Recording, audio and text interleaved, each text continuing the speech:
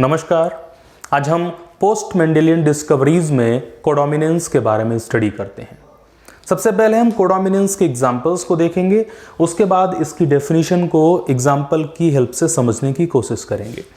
Codominance के 4 example आपके syllabus में इंक्लूड हैं। एनसीईआरटी में 1 एग्जांपल है, बाद बाकी 3 एग्जांपल अदर बुक्स में आपको देखने को मिलते हैं। एक तो आता है AB blood group. AB blood group के बाद एक दूसरा और आता है MN blood group. AB blood group पहला एग्जांपल, दूसरा है MN ब्लड ग्रुप। एक और एग्जांपल आता है सिकल सेल एनीमिया। ये बहुत इंपॉर्टेंट है और इससे रिलेटेड कई क्वेश्चंस आते रहते हैं। लास्ट में अगर हम बात करें तो आता है कोट कलर इन कैटल।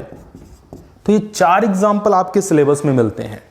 इन चारों एग्जाम्पल में अगर हम सबसे पहले देख लेते हैं किसको, ब्लड ग्रुप को। इसमें हम मेन ब्लड ग्रुप के एग्जाम्पल की हेल्प से ही समझने की कोशिश करेंगे। तो जो AB ब्लड ग्रुप होता है, AB ब्लड ग्रुप, डिस्कवरी से रिलेटेड बात कर लेते हैं। सबसे पहले 1900 में एक साइंटिस्ट थे, कार्ल लैंडस्टीनर ने A, B और O blood group, 3 blood group इन्होंने डिस्कवर किए थे। कार्ल लैंडस्टीनर के बाद 1902 में डी कास्टेलो एंड स्टीनी इन्होंने सबसे लास्ट में AB ब्लड ग्रुप को डिस्कवर किया था। बट हम यहां पर इनहेरिटेंस की बात कर रहे हैं। कोडोमिनेंस इनहेरिटेंस में देखने को मिलता है। इनहेरिटेंस के बाद जब एक्सप्रेशन होता है या कोई और कैरेक्टर देखने को मिलता है तो हमें इनहेरिटेंस पर फोकस करना है। तो अगर ब्लड ग्रुप्स के इनहेरिटेंस की बात करें, ब्लड ग्रुप का जो इनहेरिटेंस का फैक्टर है, किसका फैक्टर मतलब इनहेरिटेंस कैसे होता है पेरेंट्स से ऑफस्प्रिंग्स में, इन चीज़ों के बारे में जो स्टडी की थी वो स्टडी 1925 में एक साइंटिस्ट थे जिनका नाम है वर्नस्टीन ने 1925 में ब्लड ग्रुप के इनहेरिटेंस की स्टडी की थी। चलिए समझने की कोशिश करते हैं। पहले हम 2 सिचुएशन को, पहले तो हम मेन सिचुएशन को समझने की कोशिश करते हैं। 4 टाइप होते हैं फिनोटाइप ब्लड के। कितने फिनोटाइप कितने हैं? 4 फिनोटाइप मतलब A ब्लड ग्रुप हो सकता है, B ब्लड ग्रुप हो सकता है, AB ब्लड ग्रुप हो सकता है और O ब्लड ग्रुप हो सकता है।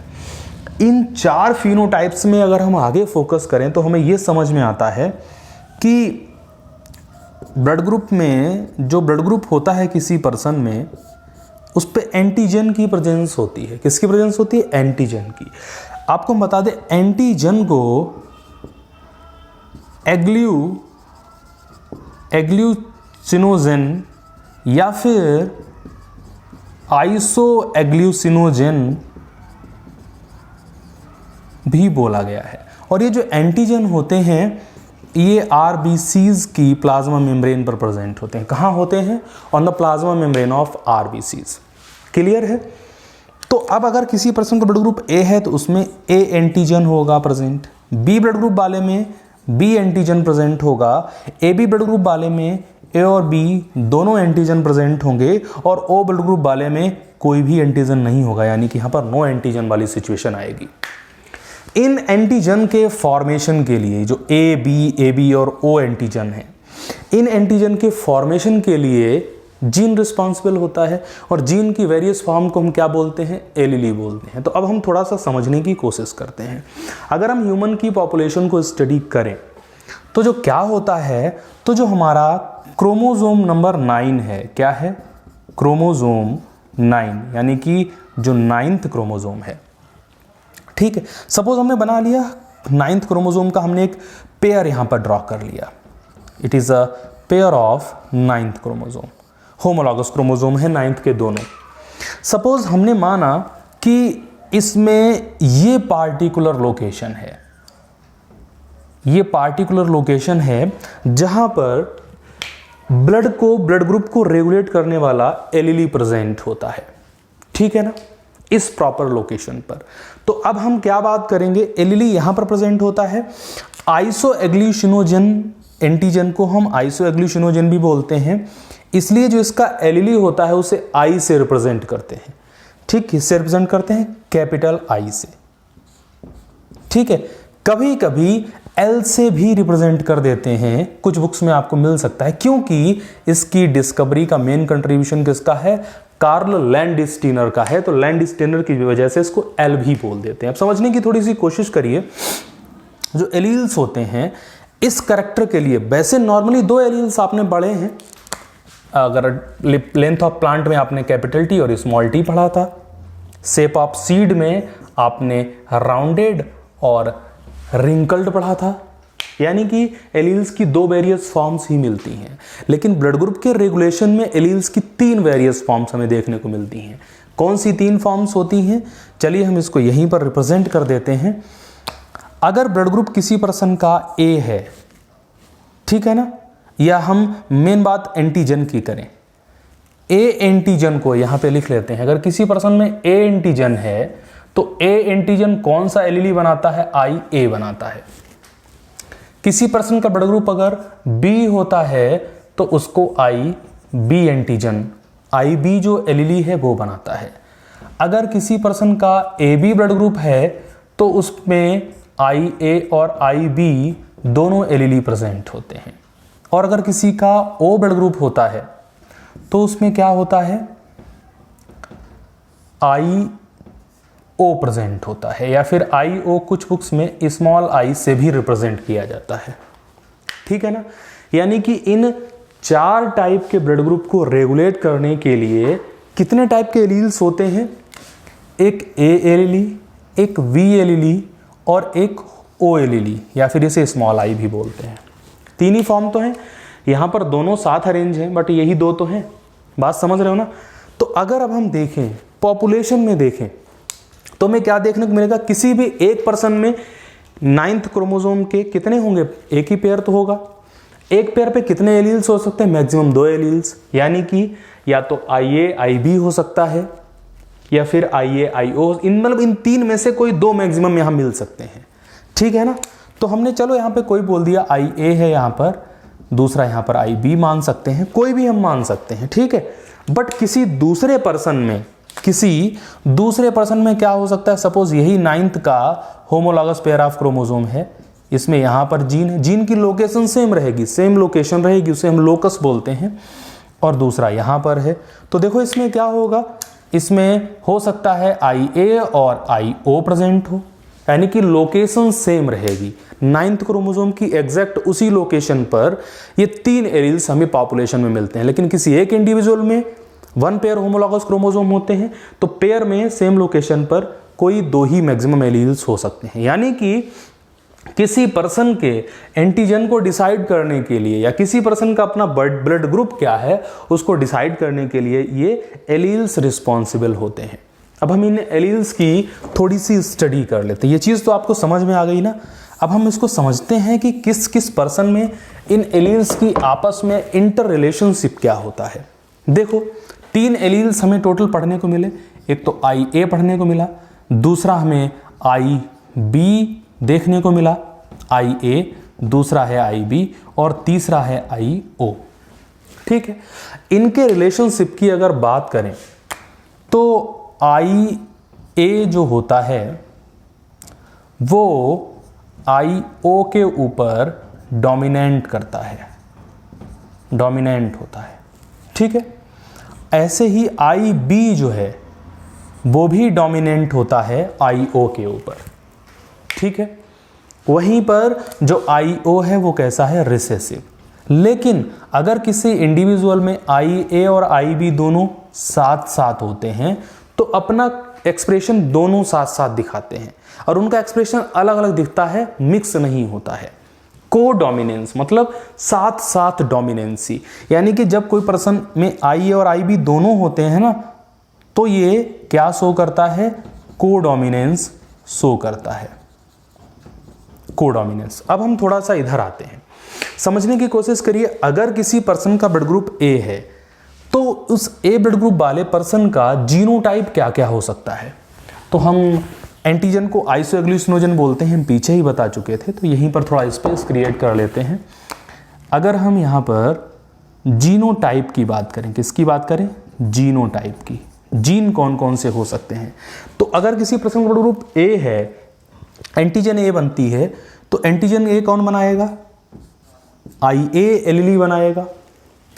हो सकता है इसके दोनों क्रोमोसोम पर IA प्रेजेंट हो, तो एंटीजन ए बन सकता है। या फिर ये हो सकता है कि एक क्रोमोसोम पर, 9th क्रोमोसोम पर IA है और दूसरे 9th क्रोमोसोम पर IO है, लेकिन IA इस O के ऊपर डोमिनेंट है, इसलिए ये अपना कैरेक्टर शो करेगा और क्या करेगा? एंटीजन RBCs के ऊपर क्या बनाएगा? एंटीजन बनाएगा A वाली, क्योंकि ये डोमिनेंट है। बी ब्लड ग्रुप वाली सिचुएशन में अगर हम देखें तो IB और IB हमें दिखाई देती है ये सिचुएशन, तो दोनों ही बी एंटीबॉडीज, बी एंटीजन बनाएंगे। बट ये भी हो सकता है कि एक IB हो और दूसरा IO हो।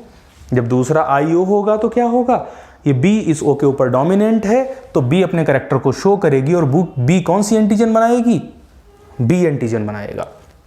इसके बाद अगर AB ब्लड ग्रुप है तो एक क्रोमोसोम पर A होगा, दूसरे क्रोमोसोम पर B वाला एलीली होगा, जिसकी वजह से दोनों साथ साथ खुद को शो करेंगे। इसकी वजह से पर्सन का ब्लड ग्रुप AB हो जाएगा। और अगर हम O ब्लड ग्रुप की बात करें तो इसमें IO दोनों जीन होते हैं, ये रिसेसिव होते हैं और ये कोई एंटीजन नहीं बनाते हैं। तो इतनी सिचुएशन दिखाई देती है, यानी कि 4 टाइप के ब्लड ग्रुप के फिनोटाइप के लिए, 4 टाइप के ब्लड ग्रुप के लिए फिनोटिपिक, हालांकि मॉर्फोलॉजिकल एक्सप्रेशन होता है। ब्लड ग्रुप को भी जब हम केमिकल टेस्टिंग करते हैं तो उसके भी रिजल्ट निकल के आते हैं, तो हम इसे फिनोटाइप लिख सकते हैं, ठीक है ना। इसके बाद जीनोटाइप अगर हम देखें तो टोटल 4 टाइप के ब्लड के लिए, 4 टाइप के ब्लड के लिए 1 2 3 4 5 6 टाइप का हमें क्या दिखाई देता है? जीनोटाइप, यानी कि 6 टाइप की जीनोटिपिकल सिचुएशन ह्यूमन में देखी जा सकती हैं, जो 4 टाइप के ब्लड ग्रुप को डिसाइड करती हैं। क्लियर है ना। तो यहां पर बस हमें एक ही चीज समझनी थी कि जो ये वाली सिचुएशन है A और B वाली, यानी कि जब A और B साथ साथ होते हैं तो जो ब्लड की RBCs हैं उस पर A एंटीजन भी बनती है और B एंटीजन भी बनती है। A एंटीजन बनती है इस एलीली की वजह से, IA की वजह से, और IB की वजह से B एंटीजन बनती है, यानी कि RBCs के ऊपर दोनों एंटीजन प्रेजेंट होती हैं। और इसको हम क्या बोलेंगे? इसको हम बोलेंगे कोडोमिनेंस, यानी कि दोनों एलील्स अपना एक्सप्रेशन अलग अलग दिखा रहे हैं लेकिन साथ साथ दिखा रहे हैं, मिक्सिंग नहीं होती है। ऐसा नहीं होता A और B मिक्स कर जाएंगे। तो चलिए कोडोमिनेंस की डेफिनेशन क्या देखने को मिलती है? When both the alleles of a gene, किसी एक जीन के दोनों एलील्स, कोई 2 एलील्स एक्सप्रेस देमसेल्फ साइमल्टेनियसली, दोनों अलग अलग खुद को रिप्रेजेंट, एक साथ रिप्रेजेंट करते हैं, एक साथ मिक्स नहीं होते हैं लेकिन दोनों खुद को एक साथ रिप्रेजेंट करते हैं, ठीक है। इन अ हेट्रोजाइगोट, हेट्रोजाइगोट भी लिख सकते हो, फिर हेट्रोजाइगस इंडिविजुअल भी बोल सकते हो।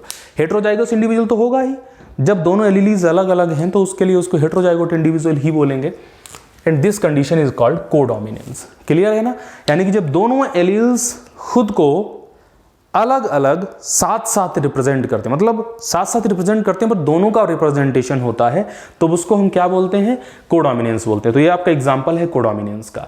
कोडोमिनेंस का अगर हम थोड़ा सा कोट कर इन कैटल को और आगे देखें, एक इजी एग्जांपल है कोट कलर इन कैटल।